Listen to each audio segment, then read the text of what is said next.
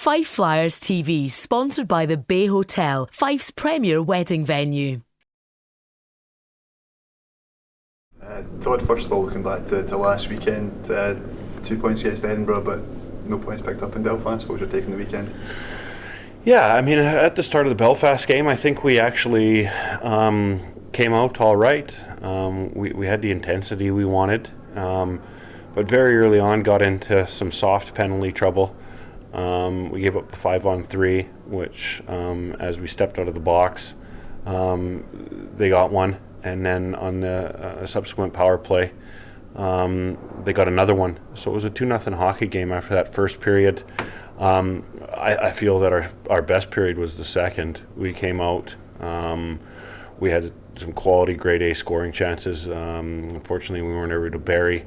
By the third, we were pushing a bit. They got a shorthanded goal against us, and then the game just opened up, and it was game over. A very tough building to come back into. It's a long travel day. But, we had some positives out of that game. But I think the biggest thing is that we responded well against that Edinburgh team. We came out, and for the most part of that evening, I felt we were in control of the hockey game. We stuck with it. A weak play at the end of a period cost us a goal, but we regrouped mentally and came out after them and did enough to close out that game. And how pleasing was it, given that Edinburgh won the 2 Challenge Cup games against Fife this season, to beat them last weekend?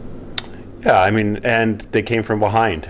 It seems to be a trait that Edinburgh have this year, very strong third periods. They've done it to a number of teams and a number of good teams. Unfortunately for us, that exited us out of the Challenge Cup, but in our conference, we did enough to get the 2 points. And how big a difference is there from the Edinburgh team from last year to the one we've been facing this year? Well, Edinburgh are always a little bit the same, aren't they? They had a great team at the start of the year. I think they beat us on a couple times. In fact, in that building, I know they did. Tough team. And this season, once again, they've put together a collection of a number of good hockey players, and they're playing very well right now. So the Edinburgh Capitals have definitely, any team that takes them lightly, they're going to get stung. How important is it for Scottish and British hockey, for Edinburgh Capitals to be as strong as they can be for the whole of the season? I just think it's good for the best for this league that we have 10 teams right now that can beat anybody. It's a tough league, and we knew that it was improved. Some of the signings over the course of the summer, it's a higher quality of player, and the league is even that much more tougher for it. So I think it's good for Scottish hockey to have 4 good competitive teams, and long may it continue. Last weekend, this week past, the Department of Player Safety had picked up Ross Moyer. What would be your take on that situation? No comment. Look, I made my views very clear about it a month or so ago. Let's just say I've seen a lot worse. What's your thoughts going into this weekend, a home game against Coventry Blaze, then away to Manchester Storm on Sunday? Yeah, well, we've seen Coventry twice now. We're fortunate to secure all 4 points, but they're a much improved club. They've been playing some good hockey lately, made a couple changes to their lineup, and they're up here for the Scottish swing. I think they're in Dundee first, then us, and then over in Edinburgh. So I think that we would be very amiss to take this team lightly. They're good, and when their firepower is running and their goaltender's hot, they're a very formidable squad. So I think it's important that we're very, very well prepared for Saturday night's game. And in Manchester, a huge key conference game, we go down to that building. It's a lot smaller ice surface, probably suited to their game. I think we're going to have to be on. I know that they've been performing very well. They beat pretty sure they beat Cardiff down there, or took them to penalty shots at least. So we're going to have to be at our best, and it's a huge game for us because we've been performing well in the conference, and that's something that we want to continue, not only at home but on the road. What did you make of the Coventry Blaze team that played twice this year, and what did you make of the 3 new players they brought in the last couple of weeks? Yeah, I mean, I like the team that Danny's put together. A lot of quality hockey players. and for whatever reason they're misfiring. I feel that pain because we've gone through it a bit ourselves this year, certainly in the Challenge Cup. But a couple key signings he's just brought in, definitely going to change the face of his club, and they're going to come up to Scotland thinking that this could be a big 6 points and really turn things around for him. But hopefully we're going to have something to say about that. In the league, Fife 8 wins from 13 games, 4th place in the league. How pleased are you with that position, and can Fife keep it going, especially this weekend into these 2 games? Yeah, I mean, I think we've played incredibly in the league so far, especially at home. I think that our road form can really be looked at. But we really, after, starting really in December, we really get into a number of conference matches, some big road games. I think that'll give us a really good indication where we're at, and we're going to have to be sharp. That's an important part of the year for us. But as it stands right now, I think that, I'm pretty pleased. We're right around and with, some very good hockey clubs. And, it's important that I get my players believing that they're a good hockey club, because you can see when we go out and we play like the team that we want to be, people see that here on a Saturday night. They can see what we're capable of. I think it's important that we really find a way to bring that consistently. Consistency is going to be huge to any success we have this season, and it's vital that we get that in our heads, because we don't want to be a team that makes up the numbers and maybe makes the playoffs and makes a weak playoff run at the end. We want to be someone that's contending for silverware in this league, and how we're going to do that is performing like we have here at home in our league games.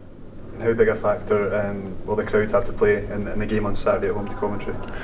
Yeah, how many times have I said it to you? I mean, the crowd's a huge factor, and especially in this building.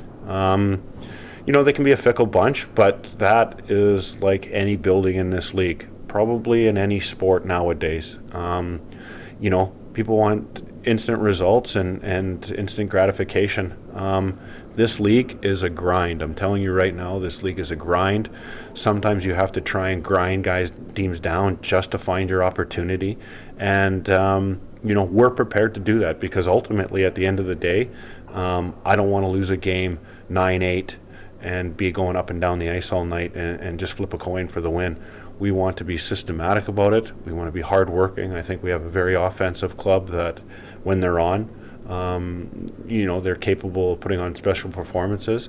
But the big thing is getting the 2 points in the win column. And, it's something that we've been harping on for the last couple months, and something that I hope is finally sinking in. It's not good enough to get 2-3 wins out of 4 and take a week or 2 off. It's just unacceptable now. You find yourself slipping down a table very quickly if that's the case, and we really want to avoid that. Do you feel there's more to come from this Fife Flyers team this season?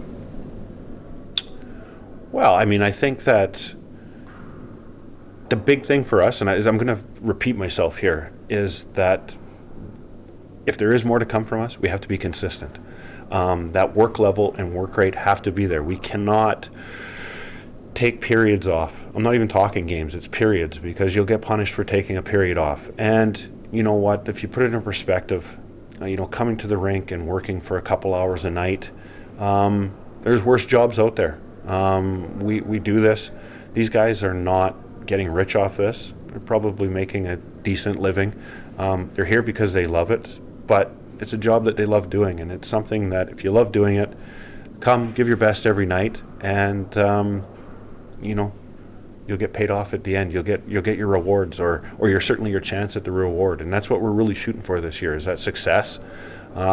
We've had good teams here in the past, and we have another good team, but the next level for this club is some success, and that's really what I can pretty confidently say that my dressing room feels that way as well, and it just takes the coaching staff and the leaders in the room to drive that home every night. Shane Stockton, he's missed the last few weekends. What would you like to say about that situation just now? Yeah, Stocks, it's not great news. I mean, I feel bad for the kid. It's a freak injury, and it's an injury that he's going to be out for months and months. It's a leg injury. It's really his business to talk about anything specific. But, he's going to be out for months. So, you know, we're sitting down and talking to him right now. I mean, the most important thing as a club, what we do is we support him, and we'll make a decision what's happening with him, hopefully just shortly. You know, right now, my directors have been good enough to me. We're carrying an extra import as it is, so we're up to full quota. But, you know, in the next couple of weeks, hopefully we'll have a little more discussions into it and really decide on the direction that we're going to take as a club, whether it be status quo or whether it be changes. But right now, the guys are performing very well, and I'll be looking to keep that going. And as you've always said the last few weeks, you're always on the lookout for potentially bringing a player in, potentially. Yeah, we were just talking to guys the other day, and I mean, there's a lot more to it than me talking to a player and telling him about the Fife Flyers. There's financial implications. We need to clear up what's going on with Stocks, you know, whether he'll be back. Like, there's a lot of unknowns right now. But I mean, the good thing is we've gone through some big injury patches this year. We've seen them off, and you know, hopefully we can stay healthy. But we're up to full quota right now, and like I said, I'll repeat myself, but we're playing good. We really need to stick with it, and if I can improve this club and I'm given the go ahead, we're not going to shy away from it. Finally, just on a personal level, how much do you enjoy being the head coach of the Fife Flyers and the way the team's playing in recent weeks? Yeah, it's a stressful job. Like, I'm not going to lie. You just don't come here on a Saturday night and stand the bench and change the lines. It's a full-time job now. I mean, it's incredibly busy. We're here all week. I'm in the office every day, and we're here hours a day, whether it's looking over tape or, you know, looking at players, and recruitment took up my entire summer. But I wouldn't do it if I didn't enjoy it. It has its downsides like every job. It's tough. You've had to develop a thick skin here. We're a tough bunch here in Fife, and we let our feelings be known, good or bad. But I love it. I've been part of the Flyers now for near enough 20 years. It's a job that puts up new challenges every day, and something that I'm incredibly honored to be a part of. This club is the oldest club in the country. They're a proud bunch, and we'd love nothing than to bring some silverware back here. I was a big part of those teams in the late 90s, early 2000s. They were great years, some of my funnest years. But now as a coach, we're really pushing hard for this next step. And you know, where we find ourselves early in the league right now is great, but it's early, and it's up to me and my assistant coach to keep these guys pushed on, and hopefully we can cap it off with some silverware this year. Cheers, Todd. Thank you. Thank you. The Bay Hotel, where your dream wedding becomes reality. Visit us at thebayhotel.net.